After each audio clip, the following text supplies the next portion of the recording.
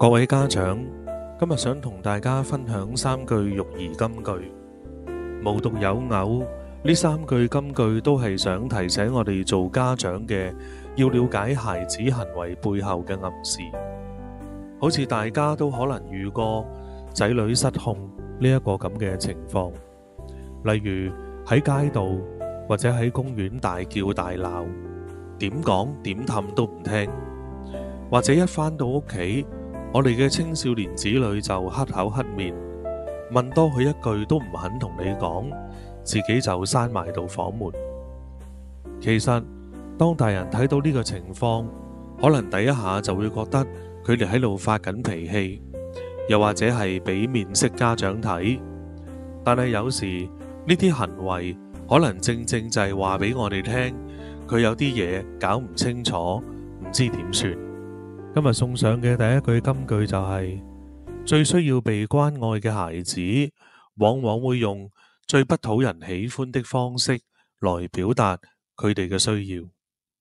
呢一句名句提醒咗我哋，所有子女嘅行為背後都有原因。佢每一次嘅喊叫，每一次嘅發脾氣，每一次嘅唔配合，甚至每一次嘅沉默，背後都有機會代表着佢哋一個求救嘅信號。好似名句所講，唔係子女特登想同你反面，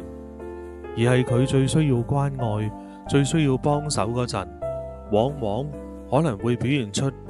最難頂嘅一面。只要家長能夠放下情緒，集中仔細觀察，就會好容易睇得到我哋嘅仔女其實好想我哋理下佢，留意下佢。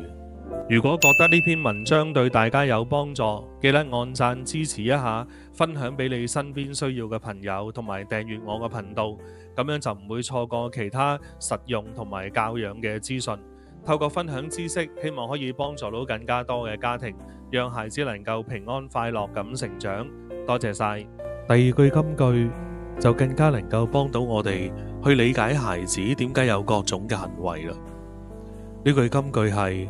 孩子的行為是一種溝通方式，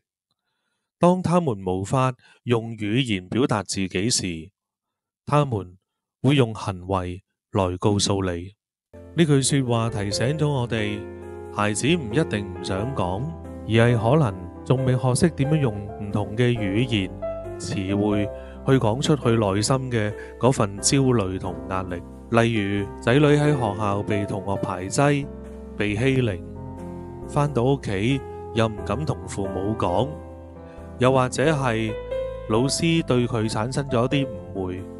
佢又怕返到屋企同家長講嘅時候被家長嘅主觀打壓，所以佢只能夠透過自發脾氣，可能喺家長眼中會覺得佢哋喺度搞事。其實咁樣我哋就會錯過咗了解仔女真正煩惱嘅機會。當我哋知道佢行為背後可能隱藏住一啲唔識點講出嚟嘅故事嘅時候，就可以更平心靜氣去同細路仔傾下偈，睇下佢哋究竟發生乜事，同埋點樣施予援手。第3句金句：孩子的行為在傾訴訊息，而不是在挑戰你的權威。有時我哋忙到好攰，當仔女見到我哋嘅時候，總係想黐住你，唔俾你專心去做嘢。你可能覺得佢哋挑釁你，又或者係煩住你，但係其實佢只不過想你睇到佢，理下佢，想同你有啲嘅互動，又或者想用自己嘅方式喺你身上攞到安全感。如果我哋只係用大人話事呢個角度去處理呢啲問題，就會誤以為佢哋成日想頂撞你，但原來佢真正想表達嘅信息係：爹哋媽咪，我好需要你聽下我講嘢，同我傾下偈。當我哋換個角度去思考，接受孩子會用呢啲方法去訴苦嘅時候，而唔係透過佢嘅行為去表示想同我哋產生衝突，你就會發現溝通會容易好多。所以總結返嚟講，呢3句金句都係指向同一個重點，了解子女行為背後隱藏住啲乜嘢嘅信息。當我哋多啲花心思去拆解孩子想表達嘅情緒同需要嘅時候，我哋就可以減少不必要嘅爭拗同鬧劇，令親子之間嘅關係更加和諧。下次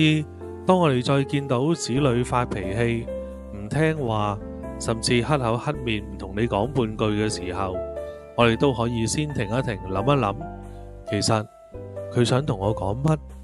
佢又想表達啲咩呢？一旦揾到答案，你就會發現教養之路唔係真係咁辛苦嘅。